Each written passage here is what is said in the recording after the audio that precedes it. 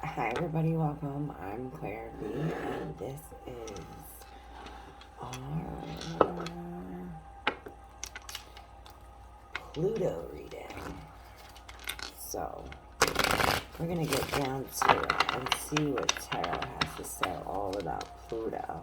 So I'm curious, very curious to know what the tarot has to say about Pluto. So, tarot, what do you say about Pluto?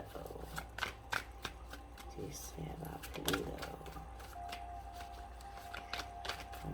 What do you want us to know about Pluto? From our creator, what does he want us to know about Pluto? Alright. Bottom of the deck.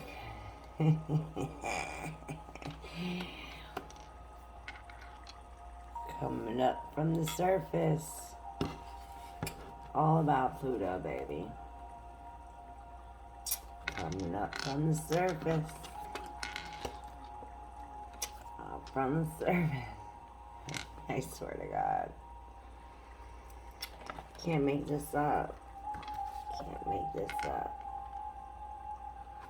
Well, cold and ice. So, yes, the physical traits of Pluto are ice and snow. We have the White Mountains of Pluto. And this is the King of Swords in reverse, which is this is very stern. This is like the rich, stern father. Like he'll cut it off in a second. And it's like he goes from this king to a page, but he's looking at this. It's like looking back at the future. Okay, I get it now. So he's going from this and this. See, looking back, and looking back. Like it's he's looking back at when he was guarded. So this is like looking back into a time where you were once see here he's fully armored and on his emotions, and this is like very emotional. This is very emotional. And now he goes to having his clothes off and like gaining something out of that. It's just like gaining rewards, which that is Pluto's energy. It's like coming up from the depths of your subconscious, which is the water, and then you gaining a prize. You gain some kind of prize for taking off your armor. It's like you get promoted, and now this is like connecting all of them together. Now these two are looking back on the past. Let's see what's on the top of the deck. Number 7, the Chariot. So this is victory. This is victory and cars and darkness. And this is very Plutonian. So lotus flower. Okay, because the lotus flower grows in the mud. So this is anything that grows underground. This is underground. So, and this is what it brings the truth. It brings the light from, as the Pluto does, it like digs in the surface to like come to get to the root of, to get to the bottom of everything. And this is the 7 of Wands, just like waiting and looking, and it's like magic. Because of the raven, I see magic. So it's like waiting for magic So maybe that has to do with Pluto. Pluto has a lot to do with magic and mystery. Yes, this is like a mystery, like waiting for your gift or waiting for it to be disclosed. Cancer, Pisces,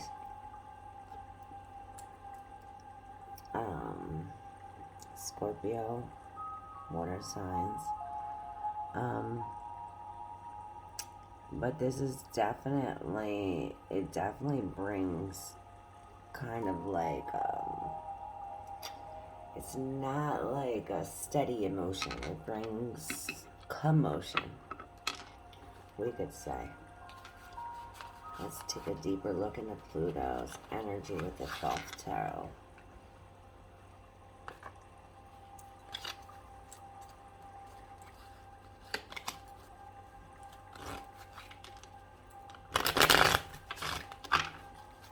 See what Pluto has to say. What does Pluto want us to know about Pluto? What does Pluto want us to know about Pluto? What does Pluto want us to know about Pluto?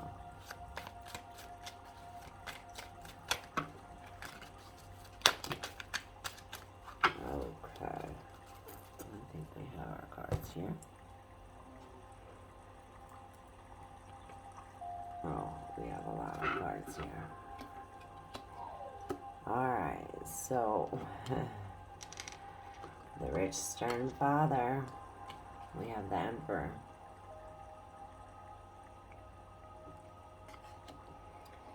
And we have art. So this is like deep, passionate art.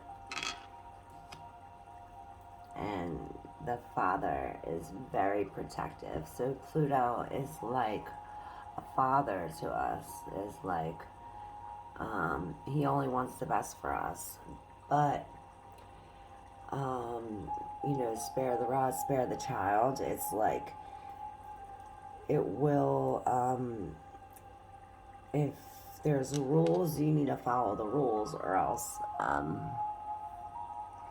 you need to follow the rules, or else you'll get punished for, you know, not following the rules. And then it'll be a lack of success. So Taurus is reminded to cool down the fire. So I don't know, they're, you know, maybe they need to put down the passion a little bit. But the Chariot here, again, so the Chariot twice for Pluto's energy. So this is controlling. And this is too, he's holding the wheel. So it's like, this reminds me of like the generation, like the mobs, like groups of people. Like Pluto has that effect on the groups of people because it's like a generation planet. And the crab, Cancer again, is coming up. So it's like this feeling wheel. You know the feeling wheel? So maybe that. To dig down below to like find the words for your feelings. Maybe that has something to do with it. And to guide your chariot, you have to have your mind and your heart on the same thing. So Pluto paves the way for that. So prudence in Virgo. So this is like the roots and the underbelly of the situation. It's starting at the bottom up. So that's a lot like Pluto. In order to get to the top, it's almost like you have to start at the bottom. Taurus again. Yeah, so it's like, people say it's like a wrecking ball, right?